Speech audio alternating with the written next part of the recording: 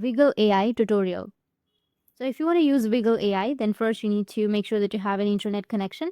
Make sure that you install the application. Once you install the application, you need to open. After opening, here on the bottom, you will have a plus icon. You need to tap on the plus icon. But before that, make sure that you've logged into your account. Or if you've not created an account, you need to just go and create one. So I'll just simply go with sign in with Google and then select the Google account in order to log in or create an account. Go with agree and share and then go with next. And that's it. Now go with the plus, which is on the bottom. And after that, go with mix. And now go with motion video and upload a motion video from your device. Go and allow. You can also go with character image if you want to. Go with device and then go and add a character image. If you don't find it on your device, you can also go with library and here you will have your characters. So just simply go and select the character that you would like to add and then go with mix, which will be on the bottom.